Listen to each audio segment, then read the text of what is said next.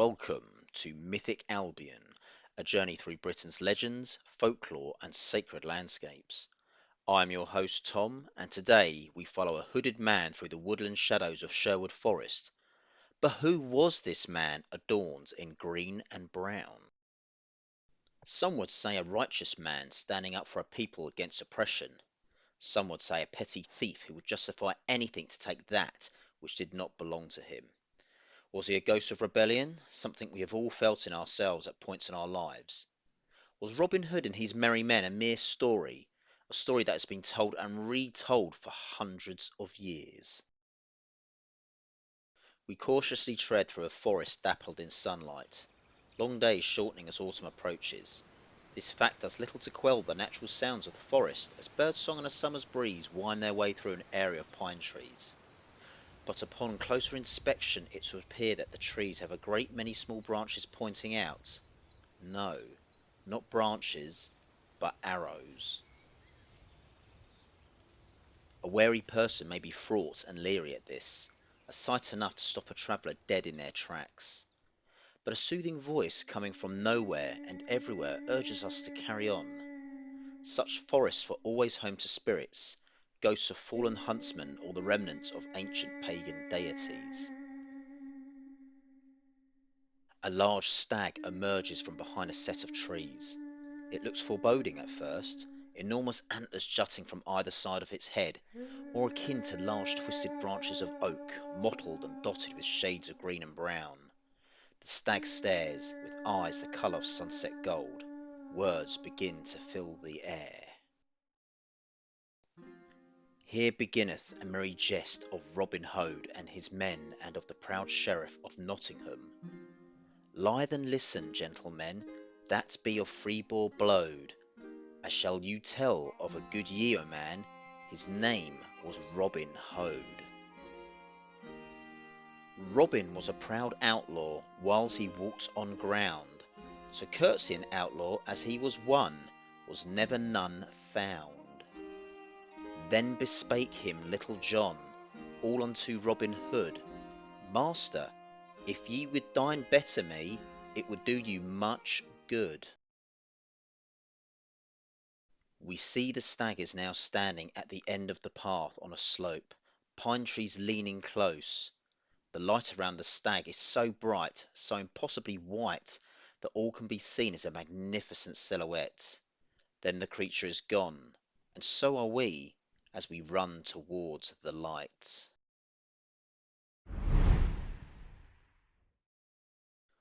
The river crossing. The forest, quiet that day, found itself replacing the creaking of branches for the rushing of rapid water. A man walking the brown paths, bow over one shoulder, a magnificent sword within a scabbard on his left hip, stepped out by a river bank. The hooded man, dressed in green with a studded leather jerkin, wondered if he may find a likely traveller who may part with gold, for a little redistribution, of course. Seeing if finer luck could be found on the other side, he soon found a bridge. But this bridge was narrow, too narrow for livestock, barely wide enough for a wandering stranger. As the man in green crossed, a man in brown was also coming from the other direction. Or was it a man? For he was tall, taller than the man called Robin, 20 hands tall at least, the man in green warranted. As he got closer, he got the full measure of the man. Dressed in brown fatigues, a fur cloak, thick hair and a thicker beard, the man could be forgiven for being more reminiscent of a great brown bear. Broad in the shoulder, he sported 2 large quarterstaffs which were tied to his back at angles. They stopped in front of each other. Robin spoke first. "Good day, friend. Will you be so kind as to stand aside so I may pass?" The giant of a man grinned. "Nay, sir. The day is too fine to be stepping aside for strangers. You'll let me pass first." Robin's left hand instinctively rose to the bow. "There's an old law in Greenwood. You don't shoot a man for blocking his path. You challenge him," cried the large man. His massive forearms crisscrossed behind his head, and he drew the 2 large quarterstaffs. Throwing the one in his left hand with some considerable force, he was surprised to find this green knave deftly catch the weapon. Grinning again, he said, "I'm going to enjoy this." As the larger of the two men strode forward, he was surprised by the speed and agility of the other. Robyn came in with a flurry of two-handed thrusts, pushing, attempting to disarm this brute. He was big, aye, but slow. Robyn was dancing now, while this man was like a clumsy beast of burden. It wouldn't take long, and then Robyn found an opening and thrust hard into the man's thigh. It felt like hitting the hide of a dragon. The large man barely flinched, and before Robyn could react, a quarterstaff hit him square in the midsection. He gasped, and he staggered. Robyn wasn't even sure what happened next, because another powerful blow sent him tumbling into the stream. The large man bellowed in laughter, not the kind that took delight in a fellow's misfortune, but the kind that represented one of life's enjoyable moments. As Robyn looked up, a large hand came down and pulled him dripping to the bridge. "Well met," said the broad man. "You fight well for one so little." Now it was Robyn's turn to laugh, wringing water from his hood. "Well met indeed, sir. I'll have you know you've won yourself an invitation to join the finest company of outlaws in all of England. Tell me, though, what is your name?" "John Little," replied the towering man, who was now leaning against his staff, studying Robyn. "Little John, is it?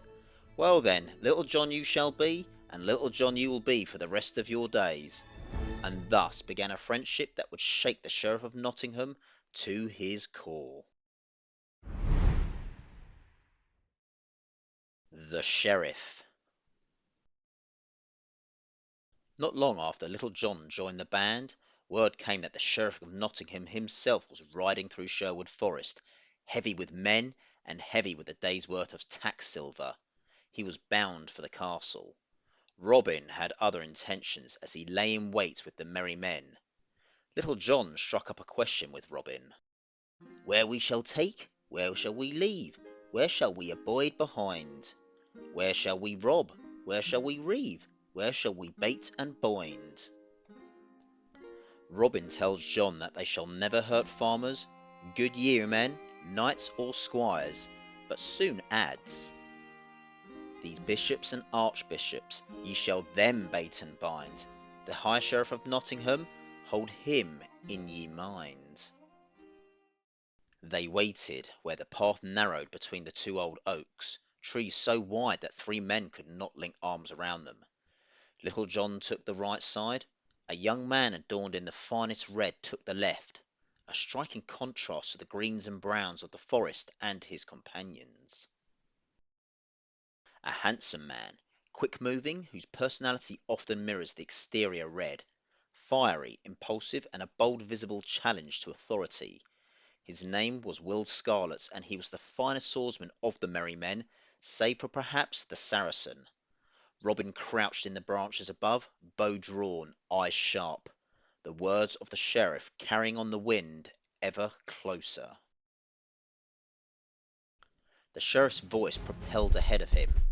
A man dressed aptly in black, with long black hair and a pointed beard, loud, entitled, and lecturing his men about the perils of outlaws and the ingrate peasantry. "Those people should be happy to hand over their money. Do they think foreign wars pay for themselves?" he scoffed. "The thing about peasants is you have to keep them in a state of barely surviving, lest they get outlandish ideas. Before you know it, they'll be asking for a great charter, then they'll be demanding my head on the block. Oh no! As for that Robyn Hode and those gang of thieves, the best thing for them is to make a public spectacle. Flogging, I say." Now, the problem with being so enwrapped in oneself is that one tends to live in one's own bubble, which dulls self-awareness, which means he never thought to look up. When the first rider passed beneath, Robyn let fly, not an arrow to kill, but to pin the man's cloak to the saddle. The horse reared, the soldier was thrown back, and chaos erupted. From each flank the merry men sprang, Little John twirling his staff like a windmill while he advanced, the flamboyant Will Scarlet cutting rein with clean precision, forcing horses to halt. Some of the soldiers tried to flee, but found the rear blocked off by the Saracen. Donned in a dark-studded leather jerkin and dark greens bordering on the black, this assassin from the other side of the world simply stood with a scimitar in each hand. He spoke little, and he didn't need to.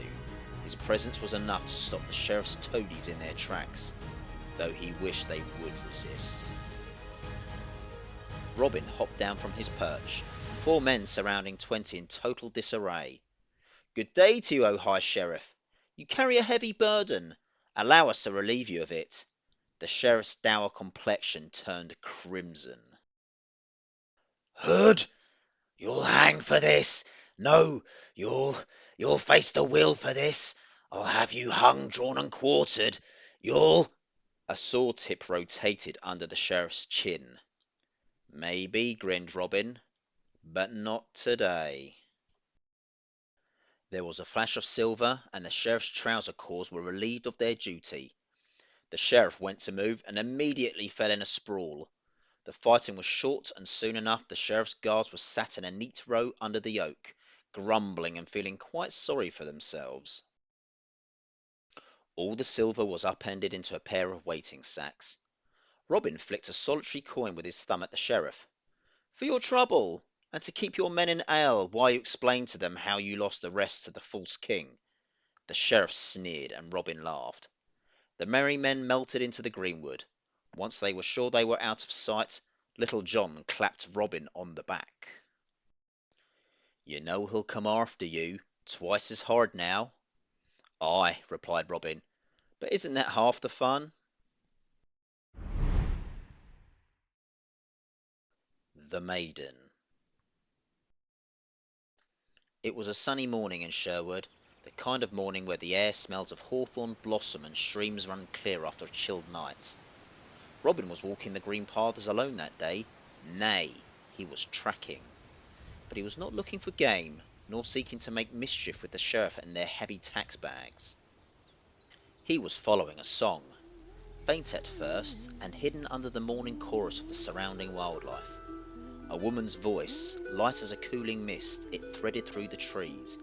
He knew that voice, for it came from the fairest maiden of them all. Marian was no mere maid. In some accounts it was said she was a noble woman who walked away from her father's hall to follow Robyn into the forest. In others she was a match for his bow and sword, and it was said that they battled for hours upon their first encounter, a huntress in her own might. But in all stories it always led to the same path, choosing the greenwood over gold. Robyn found her in a sunlit clearing, sitting on a stump of felled oak.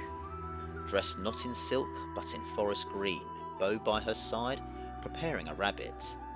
Red hair rippled over her shoulders and down the middle of her back, skin the colour of chalk milk. Her cheekbones shimmered the colour of pink rose. "Marian, O Lady of the Woods, you've been away too long," spoke Robyn. She smiled, and eyes so blue that they bordered on silver regarded him. "You've been tormenting that High Sheriff for so long, I'm surprised you noticed. There is such a price on your head that one would be rich enough to buy half of Nottingham. What do you think of that?" "Only half, my lady? It seems we'll have to work on that." Her smile faded, but her eyes never left his. "He's hunting you with twice the men, and twice the malice." "Then we'll meet him with thrice the cunning," Robyn replied. She raised an eyebrow. "And when he catches you?" "Then I hope you'll be there to shoot the rope," countered Robyn. As the rabbit cooked over a fire, they spent the afternoon loosing arrows at a carved round target on a knotted oak, each trying to outshoot the other. By dusk, with bellies full, the scores were even, though Robyn would later swear that he had let her win. Before parting, the Maiden of the Woods pressed something into his hand, a silver token forged into the shape of an arrowhead. "For luck," she said, "and to come back to me." Robyn danced the arrowhead over his fingers, as if he were hypnotizing himself. When he looked up, she was gone. Robin began to sing to himself as he gathered his belongings. But fortune bearing these lovers a spite, that soon they were forced to part. To the merry Greenwood then went Robin Hood, with a sad and sorrowful heart. No sooner had Robin slung his bow over his shoulder, than that faint voice, as sweet as morning, replied. Perplexed and vexed and troubled in mind, she dressed herself like a page, and ranged the wood to find Robin Hood, the bravest of men in that age. Legends are like rivers, beginning as streams with trickles of memory, scraps of truth, and over time they gather into something broader and deeper. Robin Hood is of course no different. Perhaps the most infamous outlaw in all of British folklore, the question beggars, was there ever a Robin Hood, or a Will Scarlet, or a Sheriff of Nottingham for that matter? The earliest known traces come not from a ballad, but from a court of law in 1225. A legal document mentions a person, or more accurately, a fugitive outlaw called Robert Hode. While Robert Hode was declared an outlaw, there was no evidence that this meant he was a bandit.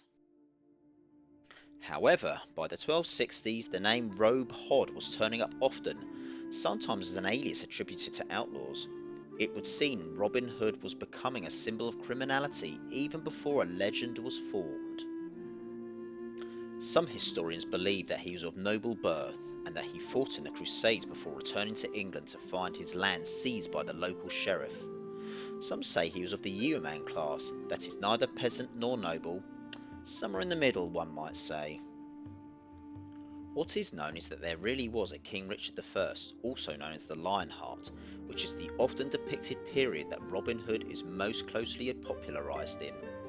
High sheriffs were also a part of English history, dating back as far as the post-conquest by the Normans. Sherwood Forest is a national nature reserve in Nottinghamshire, over 1,000 acres in size. But what of the man in green himself? Was he really a Saxon freedom fighter, resisting Norman lords after the conquest and given perceived stolen money back to the people? From the 14th century, the first Robin Hood ballads appear, and he is not always the noble outlaw of later tales. Rougher, crueler, with an air of ambiguity, robbing, fighting, and sometimes killing without mercy. What does stand out here is a hatred of corruption.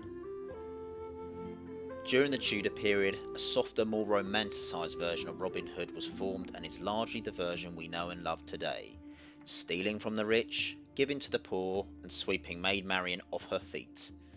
By the time of the Victorians, Robin was practically a saint of the forest, a green-clad knight of social justice.